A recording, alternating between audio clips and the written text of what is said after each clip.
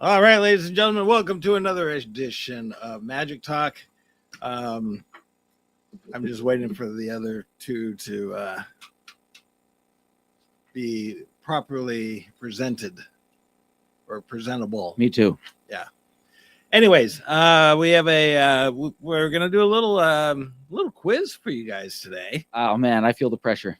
As you should, because I did not realize that most of these things exist. Did he just sniff? He did. We all caught him sniffing. Josh, that was a bit awkward. That was you were on camera sniffing those cards. That was incredible. In a very suspiciously guilty manner. Which we're gonna have to find out after this. Rough Edge FM. Irritatingly irresistible internet radio at roughedgefm.com. Welcome to Magic Talk, the ultimate backstage pass to the world of magic. We dive deep into the art, the craft, and the business behind the illusion. If it's magic, we talk about it. Sometimes. And now, your hosts, master of misdirection and dad jokes, magician James Lantine, purveyor of magical oddities and unpaid family labor, magic shop owner Joshua Lantine, and straight from a suspiciously nearby park bench, the one, the only, Gregory Alexander.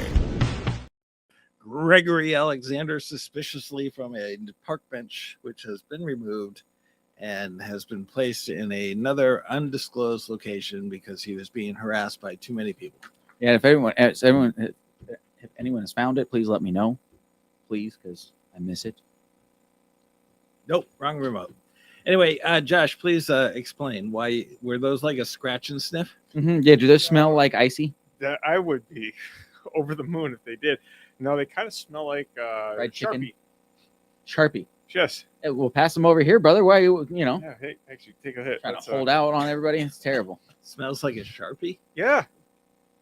Okay. It smells like ink. Very nostalgic. All right, so I'm going to give you guys something. Reminds me of Kmart. I'm going to give you guys something to think about, to ponder Oh no, not another thing. as we go through the rest of the show. What are some of your pet peeves in magic? What are some of your pet peeves? Well, we're gonna have to get That's not a, specific on that because Yeah. I mean, I have plenty of pet peeves in certain areas for certain reasons. What are we? Can it be done neutrally, how do you mean? Yeah, like without calling out somebody? Yeah. Okay. Yeah. All right. Good. But like, are we referring to performances? Are we like practices? Things in magic, Just things in general. Just Things in keeping it general. broad. not like what happens in pet peeves in life, but what pet peeves do you have as it relates to magic? Got it. Yeah. Okay. Oh, All right. So before we do that, I have a little quiz. I thought that was the quiz. No, that was not the quiz. Gonna fooled say- me. That's a multiple choice answer, and I hate those. I never These did do one. kind of have a smell, don't they? They kind of Yeah. stink. These stinky cards. A little bit. You got to let them air out a bit. Yeah, I would leave these on a shelf near the window. But we'll Come, get to that review later, I come guess. back. And I digress. Half of them are gone because you left the window open.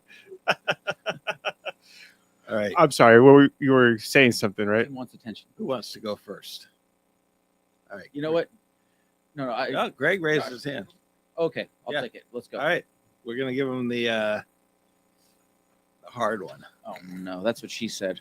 See, So kind of wish you went second. now. name Yep. name as many false cuts as you can. Oh God, come on! Name as many false cuts as I False cuts, not shuffles. Cuts. can. No, I can't name any like specifically. A false cut. I don't even know the name of the false cut I use the most. Okay. To be honest, I failed. All right, Joshua. Name as many. Oh, I got one. What? Crisscross. Right. It's like it's a force, but also it's Yeah. a false cut. Yeah. Yeah. Crisscross. Well, it's not a false cut. It's not on the list. Sorry. But- It's but- a force. It's a force, not a cut. But you're falsely cutting the cards. It's a force, not a cut. Copy that. Your show. That's right. My rules. All right, Josh.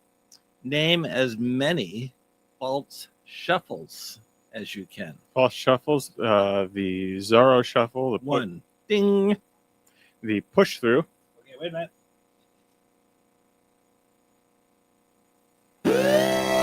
Nope. Nope. Okay. It's Wait, close they were enough. wrong, or you were wrong, Jim? Now I'm I think confused. I think that's okay. All right, so we got two.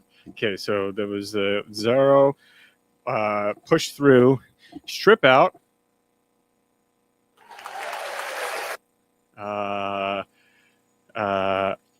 Another one is the what did you say? 5 seconds, please. Oh, you said Five. the slop shuffle. Four. The truffle's another one. It's a variation of the slop shuffle. And then I've got at a loss there. 5, There you go. 4, 3, Let's keep it on. We don't want dead air. 1. Oh no, I wasn't giving he's dead air. I listening. was He's counting listening down. to himself. All right, Yeah, I was counting down. he's counting down. There's no dead air. What do we got? Here? A jog shuffle, Okay. an optical shuffle, Popsicle Okay. shuffle. That's not real. optical. Yeah. Okay. Okay. The Heinstein shuffle, Never heard of that Shout one. out Carl. an in the hands false riffle, great for walk around. Yeah, that's the truffle shuffle. Already named that one. I'm sorry, it is the Heinstein shuffle. Well, okay, sure. We'll keep that Carl's territory for sure. Did you say Hindu? No, I did not actually. The Hindu shuffle.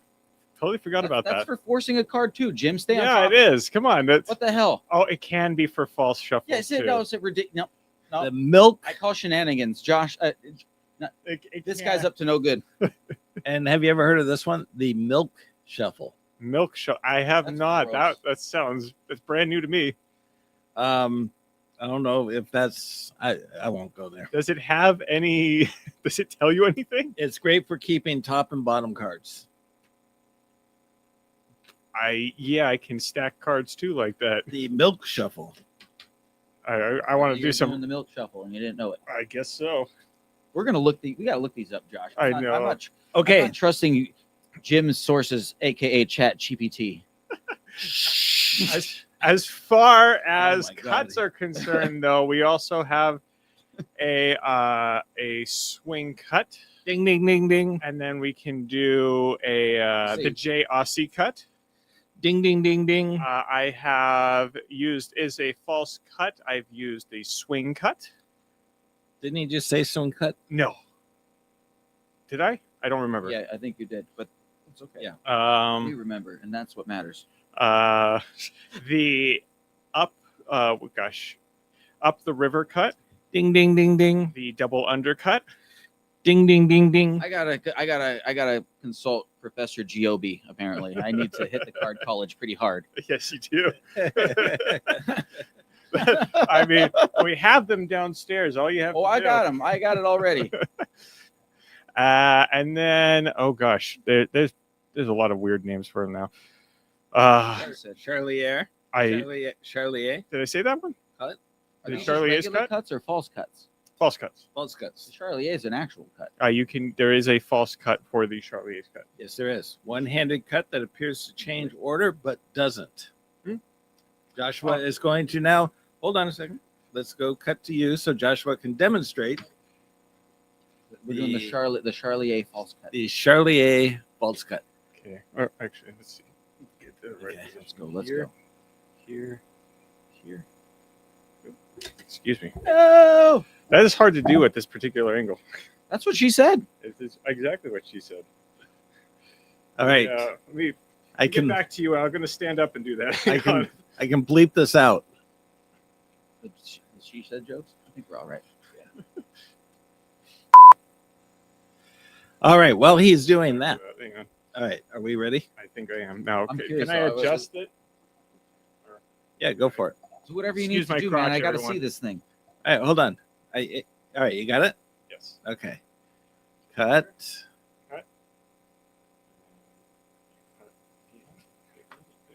Nice. Very nice. Stays. Oops. Very nice. Now, can you do a one-handed cut without having to do like a triple one? a one-handed cut? Now you're just That's getting a false now you're just getting needy. Yes. That's So it's there, here. there. Josh has got you. Look at this. I'll show you guys. There you go. My goodness, there it goes. Okay. Stay in the formation. And that just tells you, kids, stay in card college. And that's exactly how you start your practice for the one-handed shuffle, the one-handed riffle shuffle. All right. The audience gave you an applause on that one. Thank you. Let's go. So, Greg, all of this Are to those say- all the questions? that was it. That was those. all of that to say you need to study. Yeah, I do need to study some card stuff for sure. I agree. Okay. Before we get on to anything, there was one thing that I wanted to touch upon.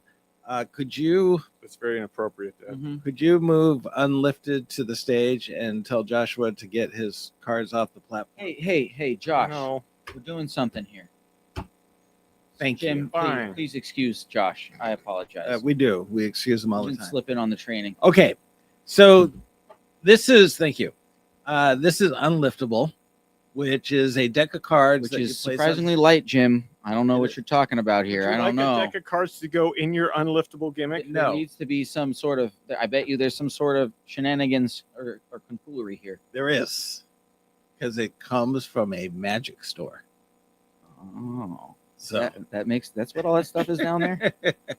So, anyways, one of the things I was very skeptical about this, and so the reason why is, when you set it, I could still get it to pop off. Oh my God! Pardon our immature co-host of the show. Apparently, he's a bit tickled pink for some reason. You're such a third I think grader. his cell phone is set to vibrate right now, and he's getting a call. Okay. Okay. Excuse me.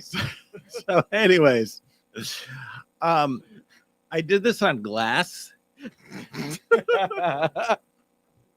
That's just gross, Jim. All right, this is. I don't know. We're gonna have to pick a different trick. I totally lost control of the show. This is ridiculous. We don't want to hear about this, Jim. This is almost as bad as Uncle Rich's love bag. Shout out Uncle Rich. Oh God. Okay. Please continue. Oh no, I'll wait. Okay. Anyway, doing it, placing the box on the glass and asking someone to hand you the deck of cards went remarkably well. And then being able to just simply reach over and pick it up, got a really good reaction. So I actually really like this. I mean, it's granted you can only do it in so many certain places. You can't do it on anything that's grainy. Like even our table right here, you can do it on there a little bit, but if you give it enough pressure, it will pop. What? Nothing now? We're trying to be good here, man. There's just all kinds of gold. I totally fed you that. And it was like nothing. Don't say that. That's even grosser, man. No, Jim. Killing me here. Oh. Now, can I You make? made my dad blush, Jim. Look at him. He can't even look. He at looks you. like a tomato. He's like deep red over here. Okay. I do Alex, have can- something to Can say. you not supervise these people? Is that not what?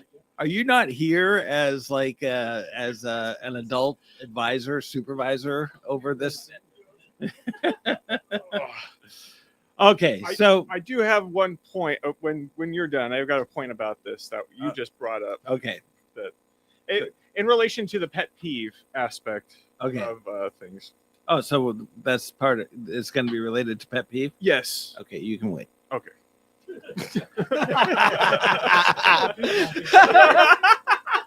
Sometimes. So-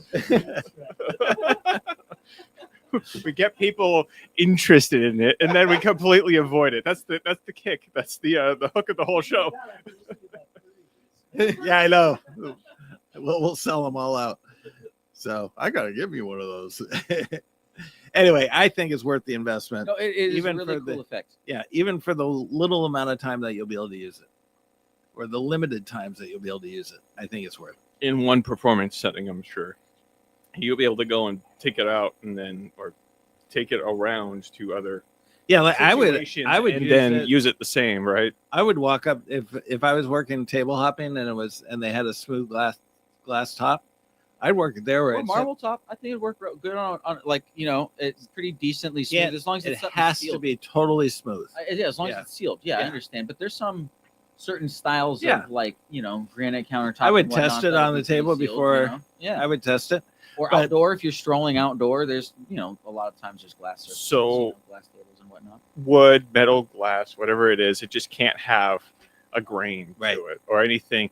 Almost like the playing cards, it can't have an air cushion. But Basically. I would totally use this in a restaurant where I would set the deck down and I would do something and say, "Oh, would you like to see a card trick? Hand me the deck." And they go to pick it up and it's like, "Well, just hand me the deck." And then I just walk over and go, "Okay, I'll do it." And pick it up and just move on like there was nothing, and just have the person sitting there going, What the heck? "What the heck?" Yeah. Yeah, that's awesome. So, okay. Who wants to go first on the pet peeve list? I'll go. Okay, because Joshua wants to relate it to the trick that we just did. Go. It was just. It doesn't have. I am so sorry. We are out of time. Thank goodness. It doesn't have He's to so be. long-winded. This is one pet peeve. Okay, go ahead. It doesn't have to be necessarily in relation to just this trick. It's the situation of making your audience member feel stupid. Yes. That has always been a pet peeve of mine. Actually, it was even brought up. One thing that really solidified it for me was with talking with Howard Hamburg. But it's don't ever go and make your audience feel stupid. Don't make them feel dumb, and don't on So- purpose call them out to make them feel dumb. So, in other words, when you set the box down, they can't lift it up. Don't be like, "Oh my God, what are you, a weakling?" Yeah. Look at- You can't do that. Oh my gosh, are you serious? What, you Yeah. 5? And then basically it's like going to your audience member and then they give you an answer and you say, "No, stupid, this is what it is." And that has always been even in the most mild situation, that has always been the reaction that I've had to it, where it's insulting. And why are you being insulting to somebody you're trying to entertain? You've just lost them at that point. So that's like the rule number 1: don't do that. We've talked about that plenty of times, but that's just that level of situation right there. I feel like it's a slippery slope. It's hard to avoid something like that with a trick like this. You got to be really careful not to make your audience member the butt of the joke. I want to say that there have been an occasion or two where I have made the audience member the butt of the joke. I'm trying to think of an exact scenario, but I'm pretty confident that I've probably done it once or twice. But I totally understand what you're saying, because it's a dangerous thing. Because if you get the wrong person, so my Just mom. lost them, basically. I used to get up and say, my mom used to say I would always offend at least one person in the room. So if you're that person, I'm sorry. That's really funny, Jim. When we were I love that. when we were in That's church, so awesome. when we were in church, it made it a lot better because I could go. So my mom said I would always offend at least one person in the room. But we're all Christian, so forgive me. But that's hard to do. Anyway, Now it is. But yeah, no,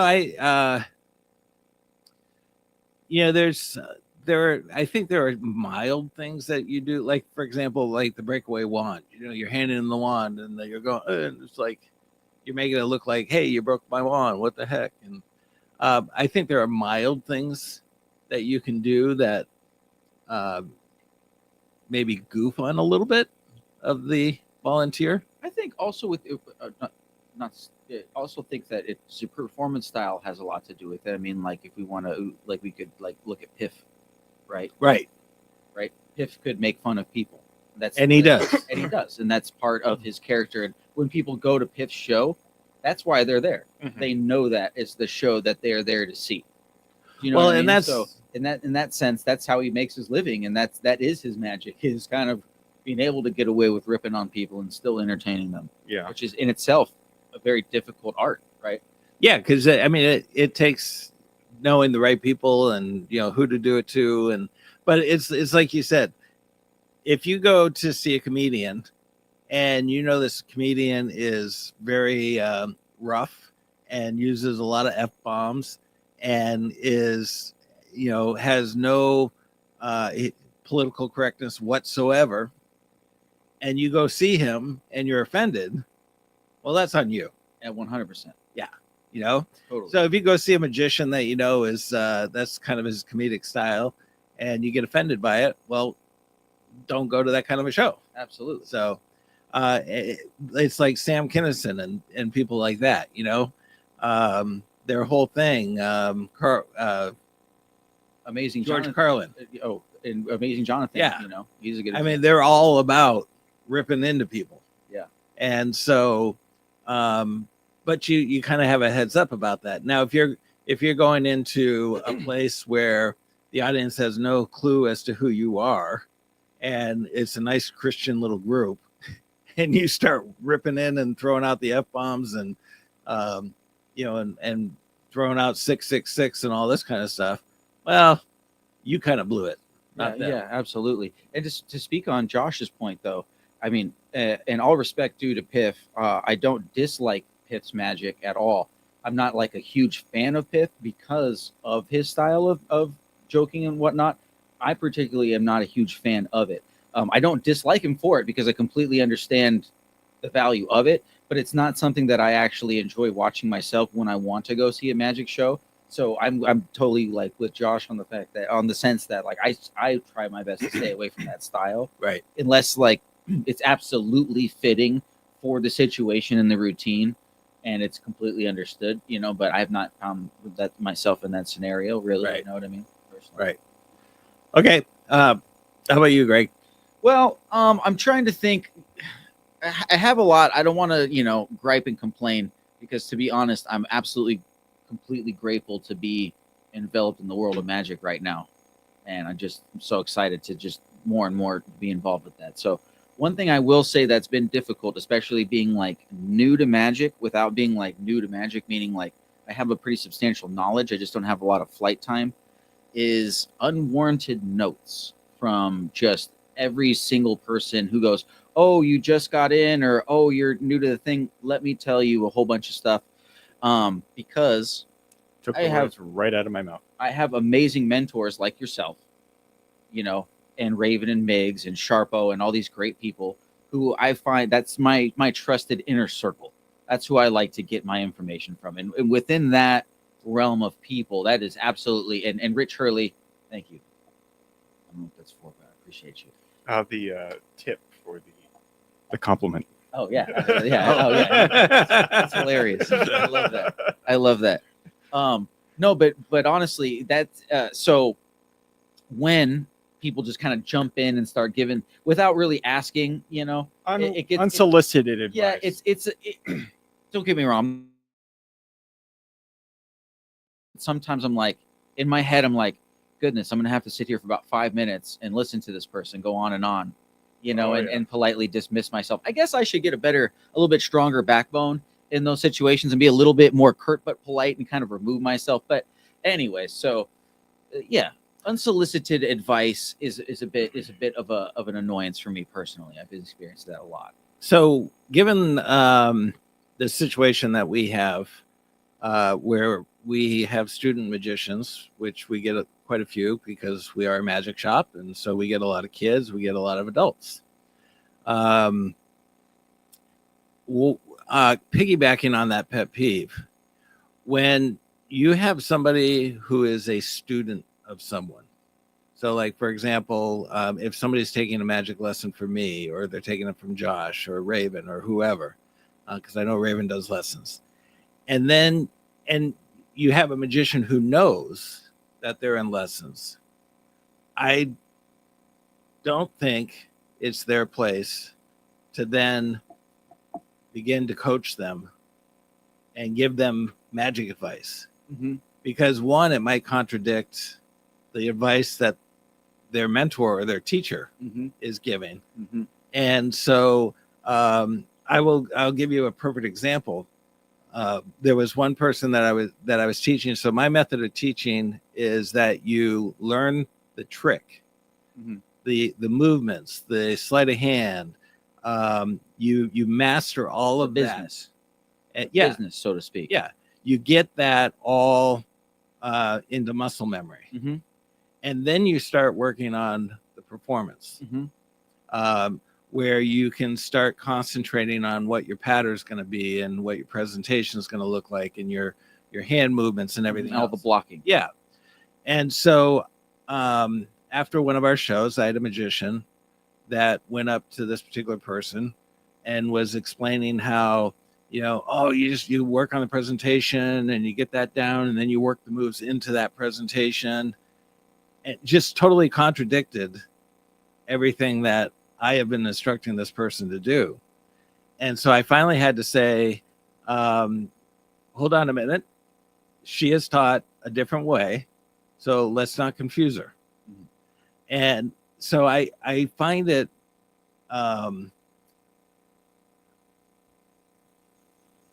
kind of rude, actually, Mhm. if I'm going to be blunt about it. Mm-hmm. If you don't know somebody's being taught, or if they have a mentor or somebody that they look to for advice, and you just happen to come in and you're talking and you provide some advice to that person, great, okay, fine, whatever.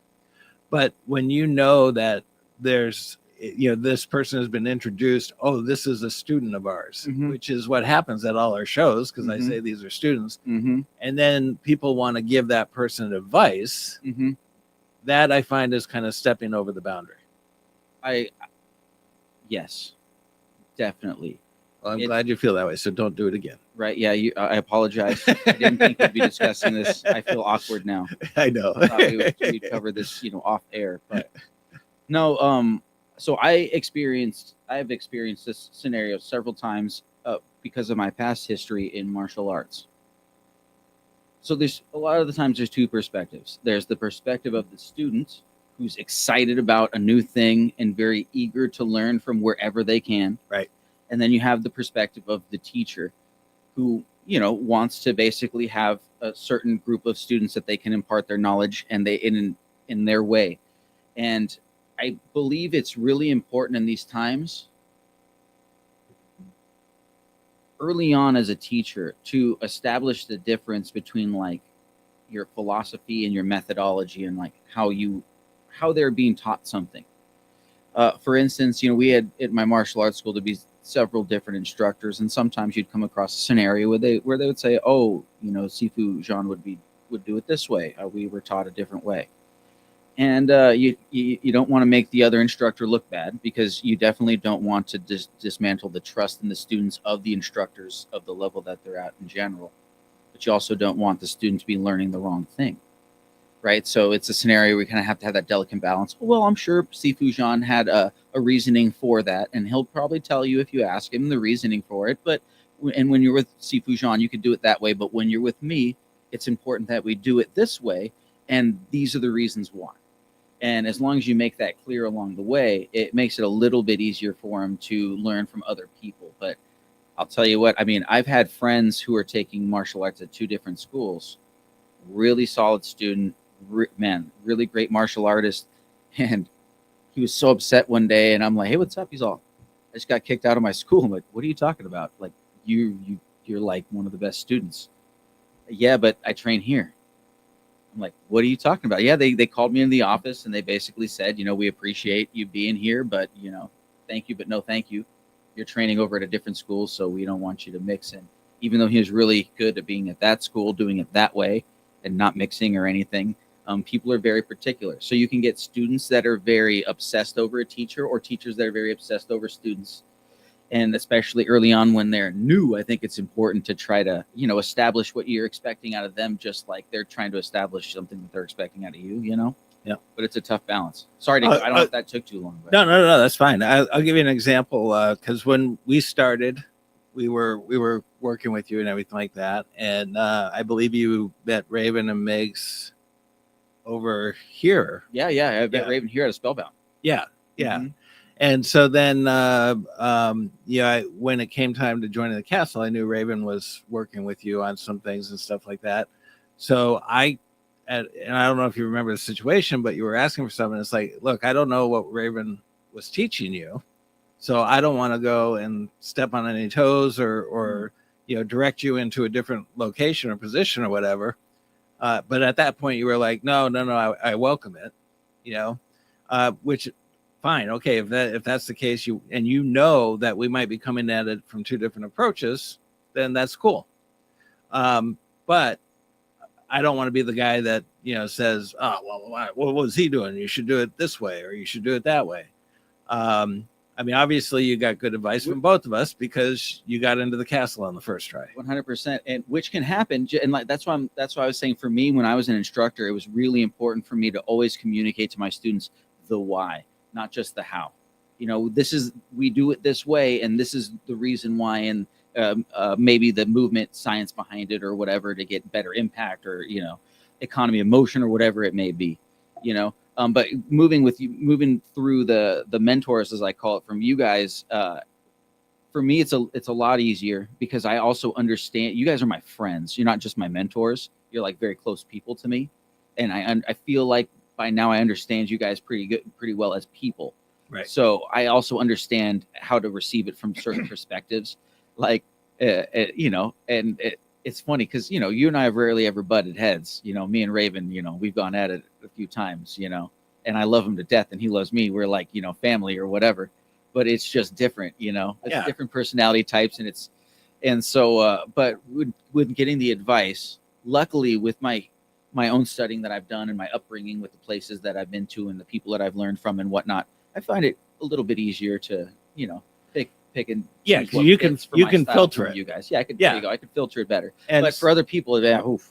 Yeah, and so when you're coming at it with an approach of what information is going to help you, what's going to benefit you versus what you're just going to crumple up and throw away. Sometimes I'll disagree, and then I'll have to calm down and be like, you know what, you're right, absolutely. I was wrong. But you can still filter it out. Absolutely. And there are others who don't have that filtering capability. Yeah. So they just get confused because it's like I always tell somebody, the very first you're going to learn a double lift. Now there are probably 101 ways to do a double lift. Everybody has their personal style. Everybody has the way they like to do it. I'm going to teach you a very basic double lift. Learn it, and then you can experiment with some of the other ones and figure out which style fits you. Why am I learning this one? Because it's a very basic introductory style of the double lift. It's like the original, You might even call it square one. How long until I get to learn another one? That's entirely up to you, sir. Until you feel comfortable with the one you have just learned. Right. So I guess what I'm just being playful, but like giving a goal too, right? Like if you're going to tell me that this is the only one and I want to learn so many things because I'm so new, you got to give me a goalpost to hit. You know what I mean? How many times? 1,000 times, and then I can learn another one. How should it look? When do I need to be ready? Is it 2 weeks? Is it 3 weeks? That's in like martial arts is with a belt system. All right, young man, calm down. No, but I want to learn the double calm down. lift. We'll get to it. Apparently, I know nothing about card magic, so I need to learn now. So we'll go through and we'll teach them how to do a double lift.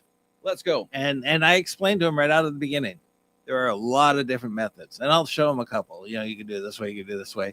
I'm going to show you this one because it's the most basic style, and get it under your belt, feel comfortable with it, and then you can branch out. I just had the idea for a new book for you. What's that? A children's style book. Well, not necessarily a children's style book. We'll just say, a family, all ages style book called My First Magic Mentor.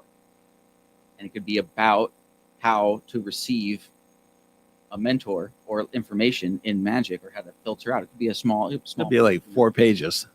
No, you could elaborate. It'd be like a pamphlet. Yeah. Like a pamphlet, but it would be useful, man. That's a Put good that on idea. Penguin for $10. That'd be a Anyone good new to idea. magic? Start here.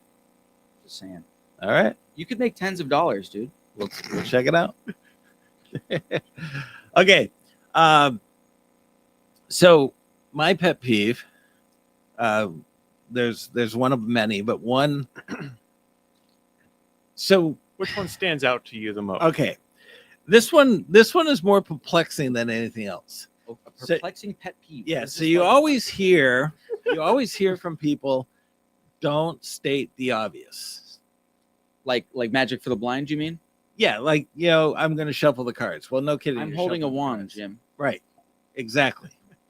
So, and it's funny because the people that I hear this from, when they actually get into their performance, they do that very thing. Hmm.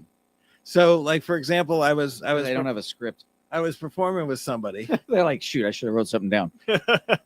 and one of their critiques was, and you say, okay, I'm going to shuffle the cards, give them a little mix, cut them, blah blah blah, and he's like, oh, you don't have to explain the whole thing. And then I watched this very show, and he said, I'm going to shuffle give the him a cards. mix. I'm going to cut, give him.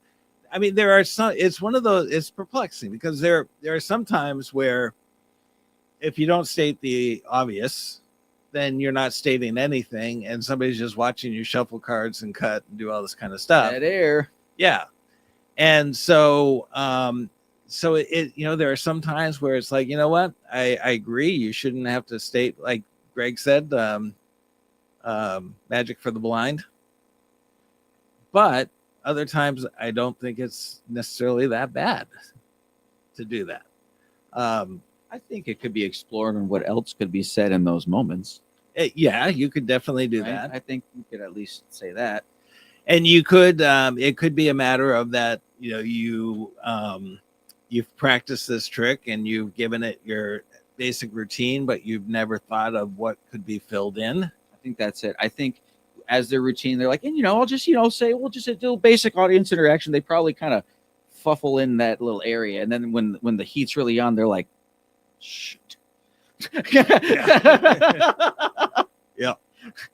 I suppose one thing, especially in relation to stuff like that, the question does have to be asked, why? Because like you said, it's not necessarily bad, but then again, it's also redundant. Right. It's very likely to be redundant, and then again, you have to ask yourself when you're putting it together. Scripting is important, obviously. So ask yourself why. Kind of like, why am I saying this? What am I doing? Is it to just fill up the void, or is it to actually serve a purpose? Because sometimes you do have to explain what you're doing. Like everyone can see, yes, you're shuffling their cards. Yes, you're doing this. Yes, you're doing that. But I mean, it guys go with misdirection. You have to tell them what you want them to focus on, or else they're looking at anything and everything that's in the room. You have to focus them on, hey, this is important, so pay attention to this. Or hey, this is important, pay attention to This this. is so funny. This is also kind of coming into more of a reason of why, like we were talking about in when you're mentoring. It's important when you're teaching things, the why. Yeah. Instead of saying, I'm going to shuffle these cards, and say, it's important to make sure the cards are very random, because and what's gonna transpire next. Do you know what I mean? So you're not necessarily saying what you're doing, and you're saying something to get them to focus on what's going on. Right. So it's just again, another thing that picked up from Howard was, that's the question you always need to ask yourself: why are you doing it? Right. Because you Because might it just feels good that's also true, but you most of the time. you might find that the answer to that question is, I don't know. And if the answer to the question is, I don't know, maybe there's a better way to do it. And why are they watching it? Yeah. Also, again, same answer. I don't know. All right. Well, that leads into There is an outbreak among us. it is limited to only a small portion of our population. They have a sickness. They have an addiction. They collect bicycle playing cards, which is bad for them, but great for us because we have almost 500 decks of playing cards to choose from. They'll go crazy in here. They'll spend every last penny they... This is their story. This is Playing Cards Anonymous here on Magic Talk. Yes, it is. It is Playing Cards Anonymous, and our spiritual leader is with us today, Joshua. I'm the spiritual leader. Yeah, that's freaked me out. That's a lot of pressure, man. I don't know. I don't know if this is the right kind of deck to be doing a demo on right now. Why not? You gonna get too high? Huh? You gonna get too high? Oh. Yeah. Yeah. Yeah, nice job. These are Josh. sensitive times, Josh. These are Slurpee cards, okay, guys? Like the drink, like a frozen slushy beverage. Thank you for explaining the They obvious. call that one a frosty agua fresca back in the Jeez, Josh. This guy. what? Yeah, man. Why, agua fresca? You don't like those? Those are nice. I like them a lot. I didn't say to do that. All right, so let's get to it. So All right, they are from the ice machine. It is a mix of cherry and blueberry. Yep. Okay. Or blueberry or blue raspberry right here. I actually these ones are cool. These ones they look nice as far as their illustrations are concerned. They actually have I don't know if it can be seen very well, but the cards themselves, can you see what's on the Maybe try the to pips and the try to- indices? try to angle it different. No, that's There we go. that's a little better. Yeah, you see the little swirls in there? Yes. It's kind of like that where you have different illustrations on the indices and then the different pips, and then also all of the court cards are illustrated as well with your favorite icy polar bear. Cool. So they smell like Sharpie. Coming out of the box, yes, they kind of smell like They an did have an open odor. Sharpie. They had a bit of an odor to them. But I do believe that's just Odor toilet. the call it. the ink of the paper and the fact that it's I thought they would smell like icy. yeah, that would have been cool. Fried chicken, oddly enough, is what they smelled like. This one is a Fontaine deck of playing cards. Obviously not a magic deck of cards. They're one Actually, way. it's a one-way deck. You can do a lot with a one-way deck. I kind of like that.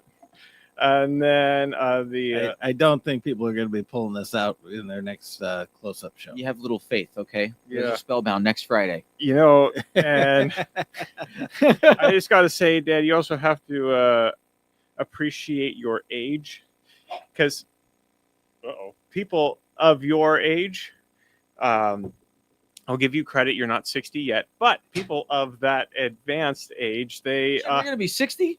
60 this Good year. God. Really? That's impressive. You look like a young man. Do I? Yeah. I don't feel young. Yeah, well, you know, I feel you, dude, man. My back is blown out.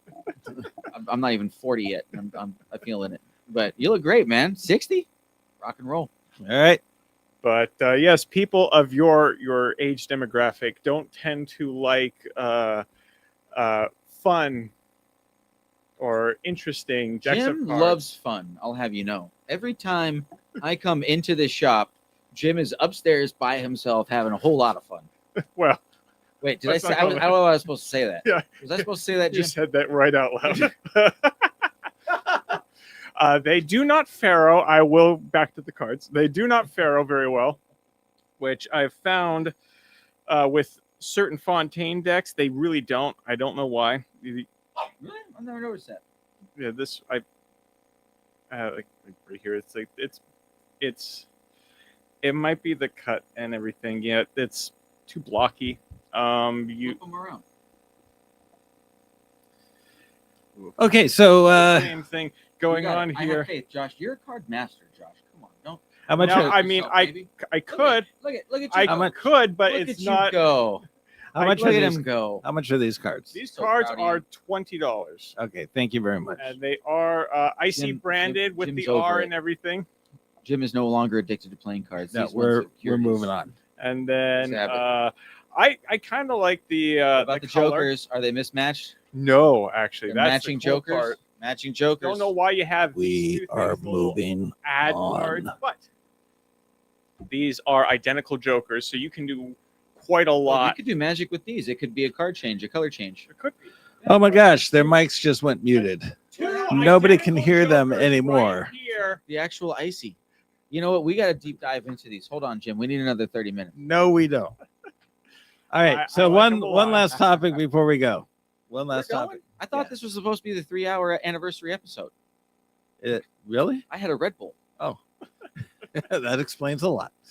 Great. All right. I need Um, a bucket of water so I can help him come down now. Have you noticed that? So when you think of Vegas, what kind of magicians do you think of? Shin Lim. No, I mean, what style of magic do you think of? Card magic. The grand I illusions. think of gigantic dinosaurs and aliens. Great, gigantic illusions. You think of back in the day when you thought of Vegas, it was a helicopter, an elephant, tigers. I mean, it was grand illusions. Flying Corvettes Yeah, and really attractive women. and what is it today? Not in Cards. Vegas. It's a deck And of cards. Shin Lim. And Who wants to see that in Vegas? It's amazing how a stage show has transitioned from these grand illusions to very basic close up, nothing, no frills, no thrills. It's just Well, there are still mean, some shows over there you know that what we are gotta like do, that. Jim. there are, but You know what we got to do? yeah, We got to get to Vegas. we got to bring it back. We got to get a show. We got to bring Let's it back. freaking do it, dude. So Let's get a residency. not There's Shin gotta be Lim. a strip club or something out there that has a stage we could use for a while. Oh yeah, there are. I'm Yeah. sure. Several. Jim Like, knows on Jim every knows corner. the owners. Which address would you like? So David Blaine does a very basic self-working card trick to close out his show that blows everybody's freaking minds. And Yeah, that's the thing with anybody who's a pro. They're always going to go for something that is a mind-blowing self-working trick, because we even talked about it. It's Yeah. something that you don't have to focus a whole heck of a lot on, and you can focus on your performance. That's always the thing. Heck, are you were just like this. Yeah, I was reading the comments right there because Oh. I didn't realize Sharpo was talking. Oh yeah, I think I spelled peeves wrong. Sorry. My bad. He Yeah, said- so you're like, what the heck is Greg He doing? says rabbits named Peeves really bother me. So anyways, His name Peeves? he said rabbits.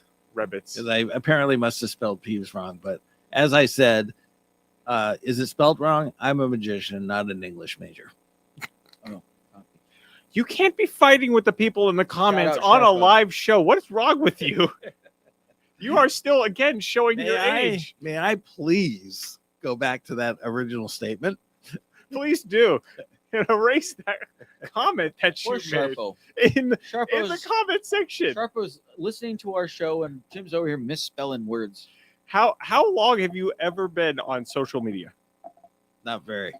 It shows. I should get on there. So when you look at David Blaine, and he does, he takes a very basic card trick that you can do, at a table or whatever, and he turns it into this grand illusion. Uh-huh. By the way, he gets the audience involved, and everybody gets a deck of cards and all this kind of stuff, and everybody's doing. Are I'll you send referring this- to a specific trick? Yes. Oh, okay, I'm not familiar. So he closes his show where he has somebody pick a card Okay. from the deck. Everybody in the audience has been given a deck of playing cards that's sealed into an envelope. Okay. He says, "Do not open those cards until I instruct you to do so." at Oh, the end of course the show." I'd open them immediately. So Just kidding. he at the end of the show, he has somebody come up, picks a card, and he gives everybody. He says, "Now open up your deck and follow these instructions." And he said, "I want you to, cut a stack of cards off the deck and flip them up, and now cut a little bit deeper and flip those over, and now find the first face down card, blah, blah, blah. And he has somebody from the audience pick a card previously to this. So they pick the card. And then he has somebody else from the audience name a number between 1 and 5.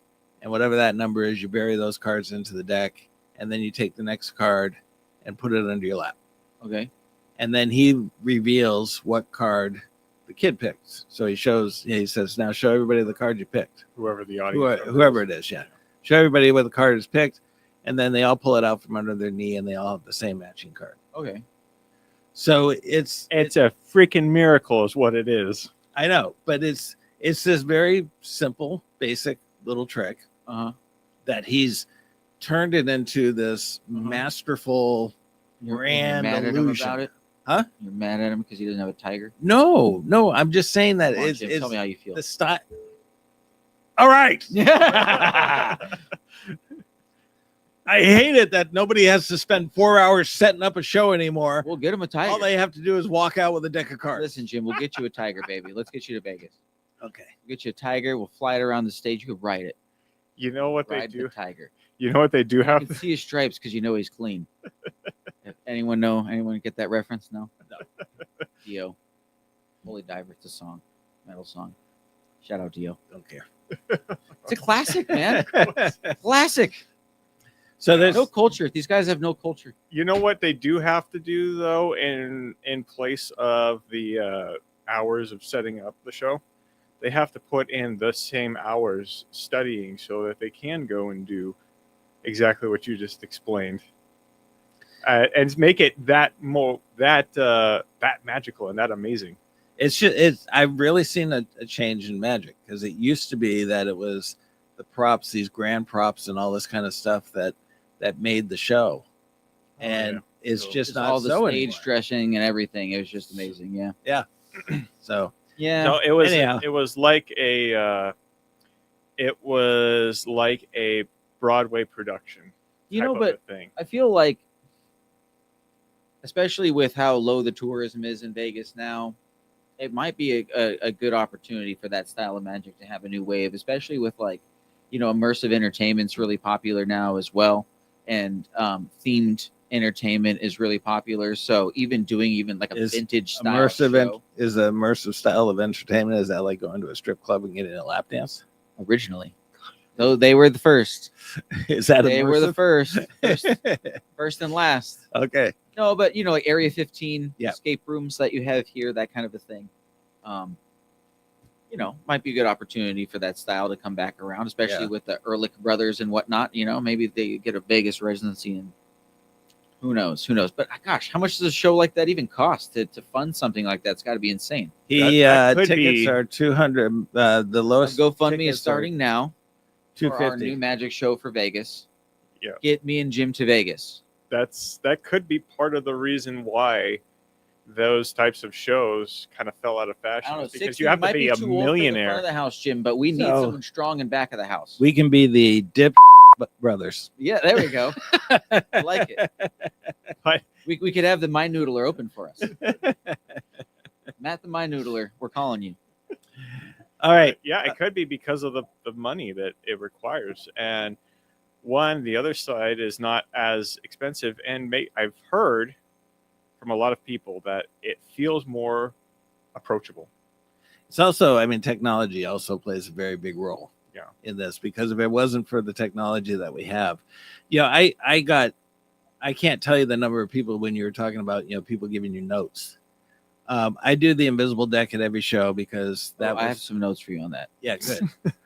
Because Harry Blackstone Jr., I saw him live do that trick, and that was the one trick that stuck in my mind to this very day.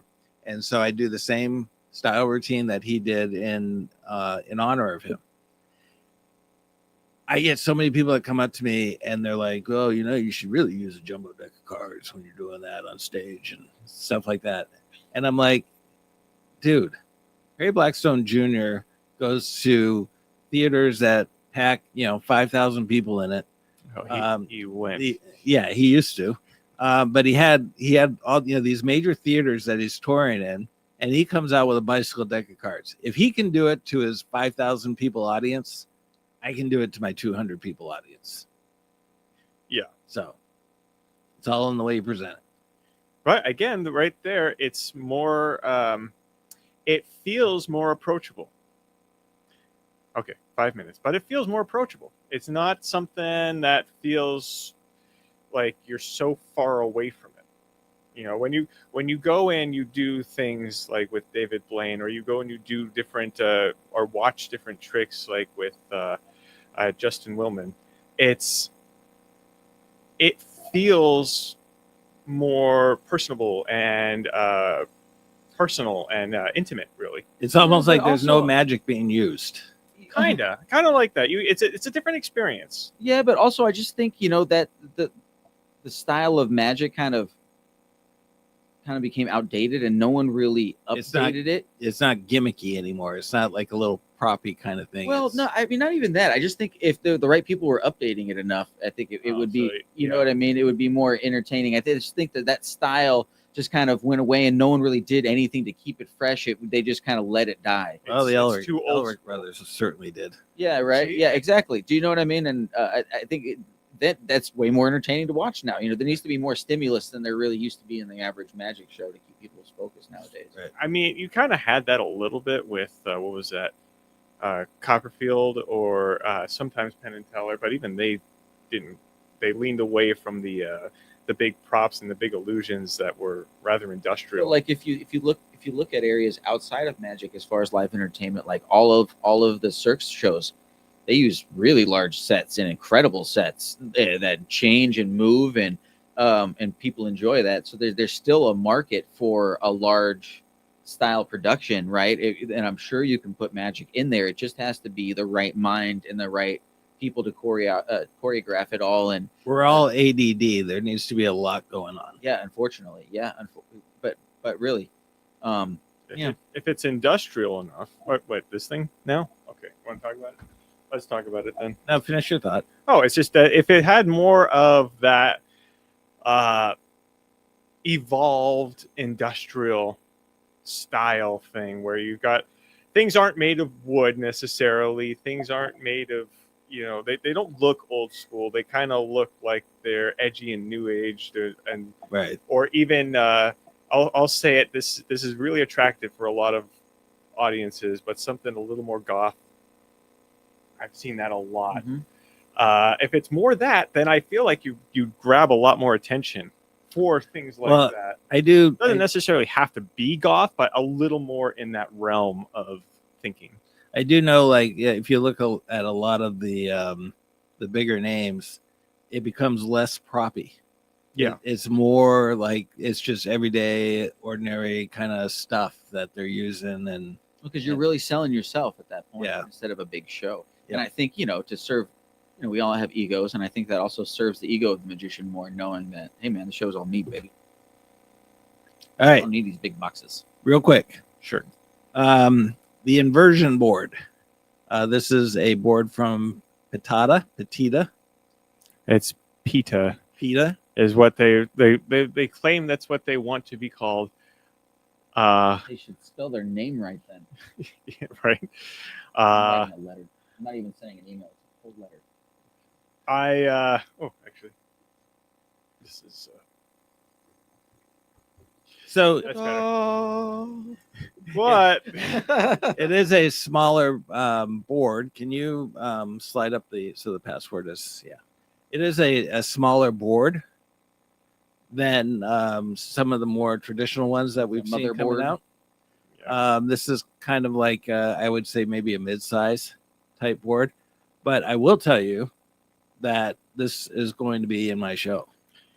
It's really cool, and it interacts with a lot of the other props that Patata has. It's really neat as far as that. There's some of them that I don't think it really can interact with it, but most of the ones that are number based or calculation based, this will react to it Big, or react with it. big question. Does it integrate? Does the Patata app integrate with Inject? I'm sure a lot of people are wondering that. That's a good question. We will find out. That's We usually- will let you know in the usually next an important episode. Detail. Yeah, that's a good question. the thing that I find really cool about it is you can even write on it like a chalkboard. You could write on You it. just erased on it. Yeah, you just erased it. Yeah, basically.